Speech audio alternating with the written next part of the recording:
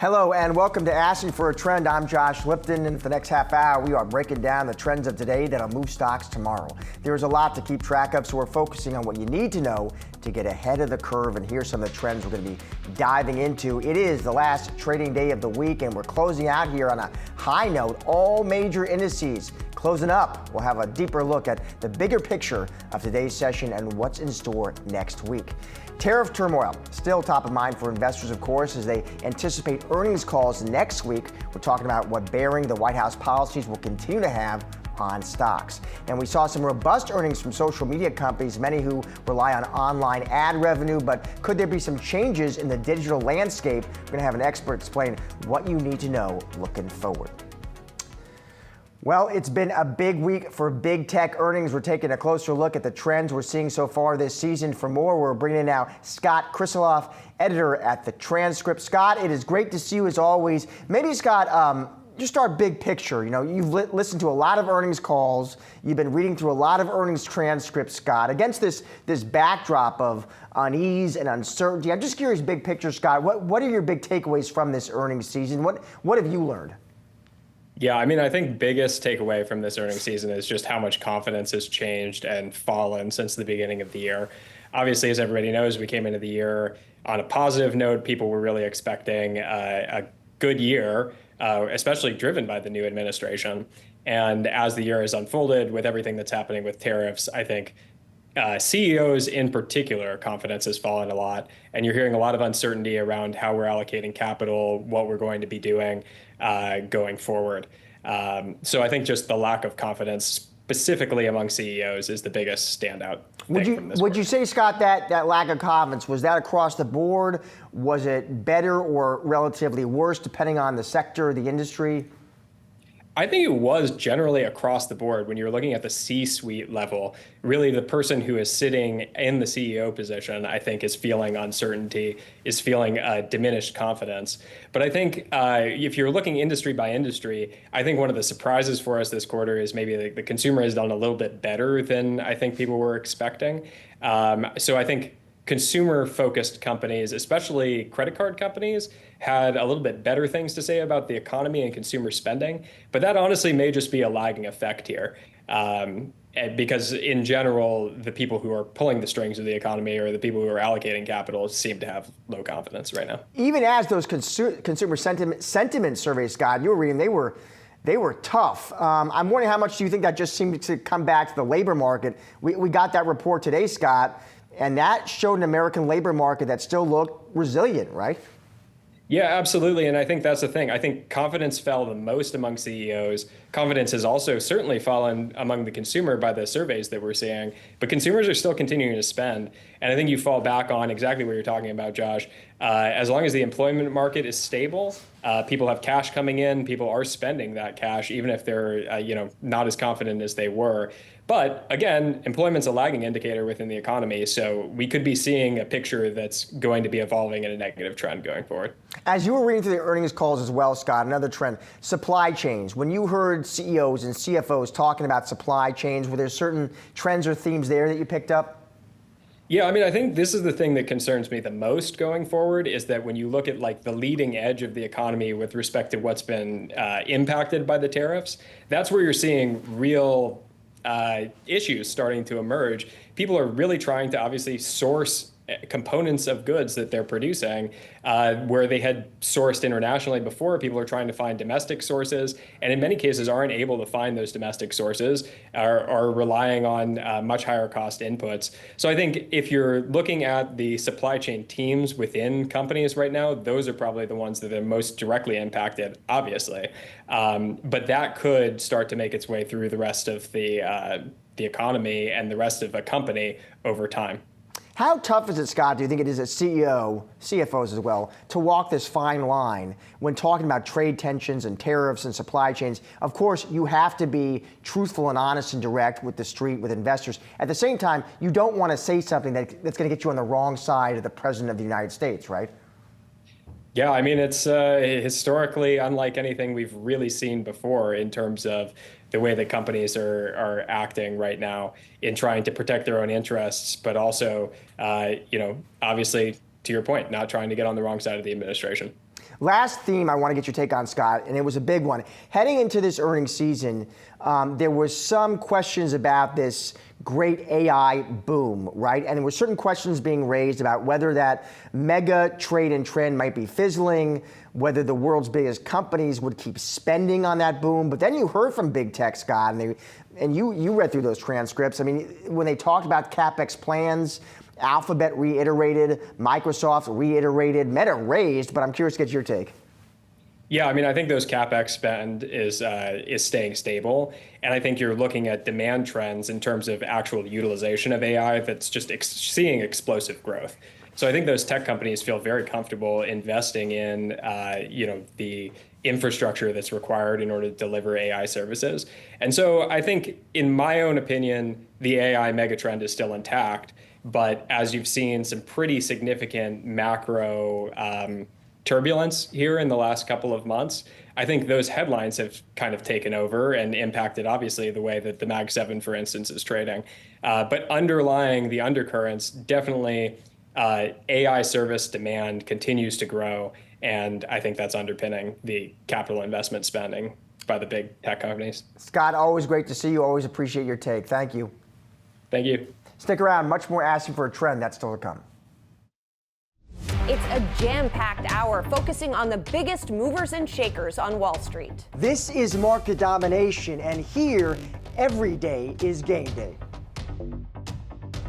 We have 1 hour left until the market close.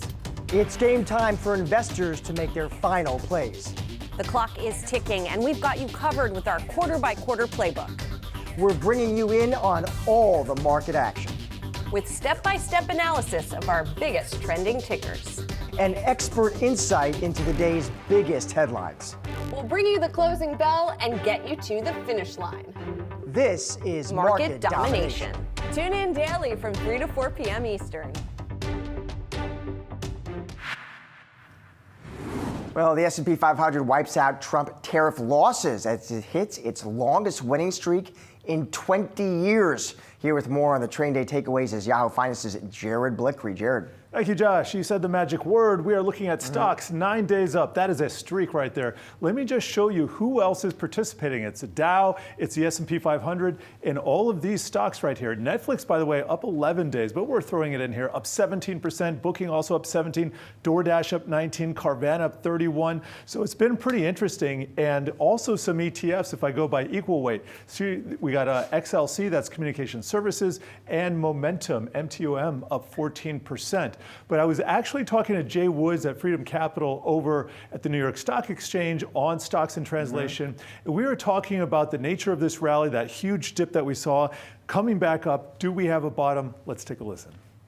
When you live through it, this was a bear market. Yeah. Whether history recognizes it, that's up to the historians. But, we are now trying to find that bottom. And the question is, do we have a retest? A lot of bottoms. You make a low, you rally, but you know what? We're not out of the woods. We're going to retest that low and get back to levels where we were. And if it holds, all right, that's a double bottom. Here we go. And then we have a long process of recovering.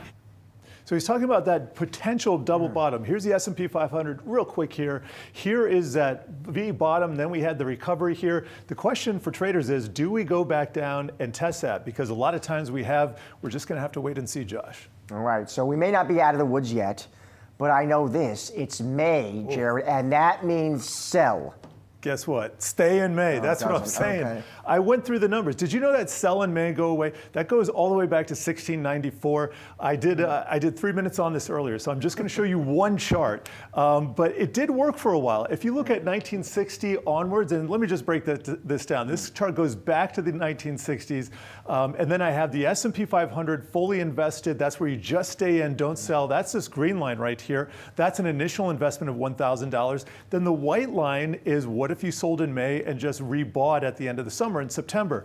And you can see that sell in May was actually a better performing strategy right up until that crash of 87. That little thing there, right there, that bump, which was pretty big at the time, that reset things. And then the green line, which is fully invested, has stayed up ever since in the leadership position. So sell in May, go away. It's kind of an old-fashioned thing now. All right. So any seasonal plays here for us? I'm glad you asked, because history says, and let me show you what I was finding. The seasonal plays blew up this year, so I'm kind of still looking at that market map, but what I'm really focused on is this one right now, because this is a pattern that just happened about less than 2 weeks ago that we're tracking. Ryan Dietrich has found it too. So this shows you what happens when the S&P 500 is down 10% and then it goes up 10% in 1 month. And I'm specifically looking at any 21-day period, which is a rolling month. There's 21 days, trading days in a month. So you can see things start to get interesting around 1 quarter and 2 quarters. On average, you get returns of about 5-10% there. The percent positive is 71%, 69%, so about 70% positive. But then if you hold on for 1 year, 1 year later after this pattern happens, you are up 83% of the time for gains of 14.1%. And that's pretty good. And it didn't always work out. There were a couple instances in 2000 where it didn't work out. Well, most recently in 2022, it didn't work out. So not always, but this gets me a little bit excited. Tell you what gets me excited is the weekend. What are you watching this weekend? I'm watching my neighbor's dog. A wise That's policy. about it. A wise policy, Jerry. Thank you. Stick around. Much more Ask for a Trend still to come.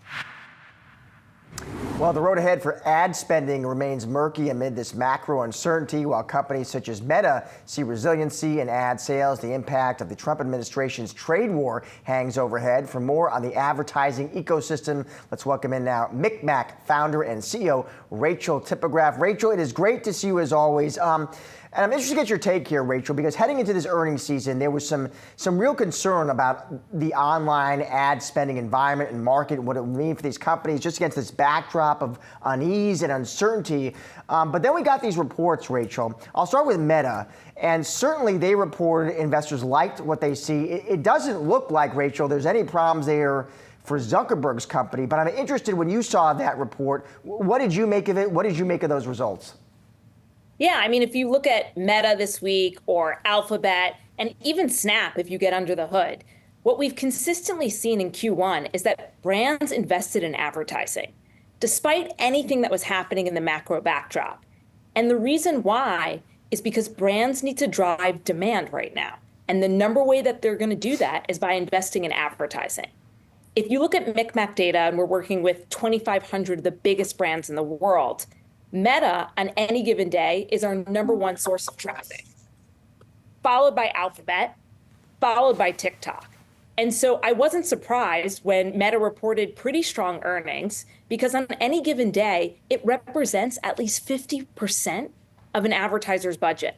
And for SMB businesses, it's even larger. It can represent upwards of 90% of a total advertiser's budgets. So despite everything that's happening in the macro backdrop, if you're selling a product or a service, you are heavily reliant on these platforms for demand generation. So that's Meta, Rachel, a powerhouse. Where does a company like Snap fit into that hierarchy? And clearly, Snap reported and there was real disappointment. Yeah, well, it's interesting. Like, if you read Snap's earnings, advertising did increase year over year.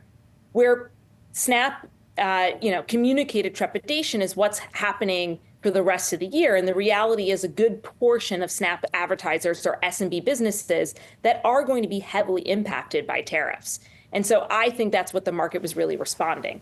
That being said, Snap is a small portion of at least Fortune 1000's overall brand investments. On any given day, Snap is probably within the bottom 10 of the most traffic channels that we see for an advertiser. Before that would come Pinterest. Before that would be the Trade Desk. So the reality is brands have many options to invest their dollars. And if it comes to a platform where they want to invest in short form video, the #1 place that they're still investing is Instagram, with Reels being a big portion of that, followed by TikTok, followed by YouTube. I wanted to get your take. We hit Meta and Snap. What are you seeing with TikTok specifically? So TikTok was another big moment in Q1. January 19th was a part of Q1, and that's obviously when TikTok went dark in the US. It took until about March 1st for us to see TikTok traffic come back to where we were seeing before January 19th. But then by April 1, we were actually seeing TikTok traffic surpass Q4 levels. And if you talk to any brand advertiser, that's a very powerful channel. It helps you build brands and drive conversion all at once. And brands will consistently tell you they will continue to invest in that channel until they are told they no longer can. And history goes to show that while President Trump sees the value of that asset and has threatened to make certain decisions around it, that ban deadline continues to get pushed out. And I believe that's what we're going to see again happen in June. Interesting.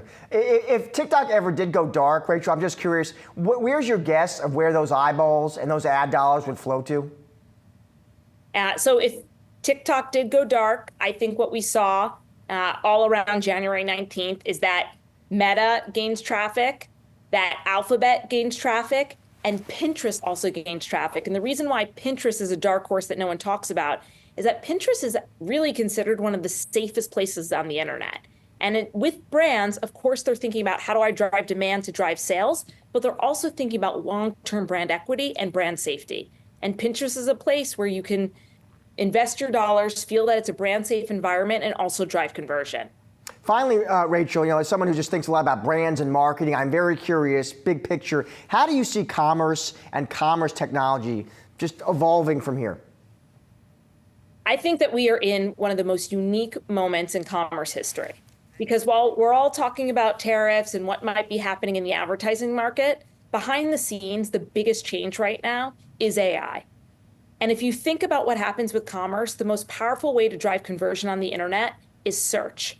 And search is being completely disrupted right now by OpenAI and ChatGPT. And there was a recent announcement of ChatGPT integrating with Shopify. And all of a sudden, you can start to picture a world where you might never go to a website ever again. You turn to ChatGPT and you say, hey, I want to buy Nikes right now and I'm living in Brooklyn. What's the fastest way I can get it? And you completely transact within that walled garden. I believe over the next 12 months, while we continue to live through this tariff chaos and a global trade war, commerce is going to change as we significantly know it today because of AI. Rachel, always great to see you and have you on the show. Thanks for joining us. Thanks for having me. All right, now let's look ahead to earnings reports we're watching out for next week. Advanced Micro Devices, Disney, Ford, all expected to share their quarterly reports. Chipmaker AMD projecting $7.1 billion in estimated revenue, and it also anticipates to post quarterly earnings of 93 cents per share. AMD last reported its fourth quarter results in February, where it announced a 24% year-over-year jump in revenue, reaching a record $7.66 billion. That came with a 42% jump in adjusted earnings per share to 109. This month alone, shares have returned about 3%. AMD recently overtook Intel, remember, in the data center space, and could also challenge NVIDIA when it comes to AI chips. Meanwhile, Disney's revenue is expected to rise nearly 4.5% year over year to $23 billion when it reports on Wednesday. Disney's earnings per share is estimated to be $121. That's down from $176 per share last quarter. Analysts predict a small bump in paid subscribers for Hulu and ESPN Plus in the company's digital offerings. And Ford driving into earnings Monday. Revenue expectations are $36.7 billion. That's down from $44.9 billion reported last quarter. Investors will benefit from a dividend from Ford announced this week. It says it will pay 15 cents per share on June 2nd. And that's what to watch. Tune in next week to get updates on those company earnings and much more.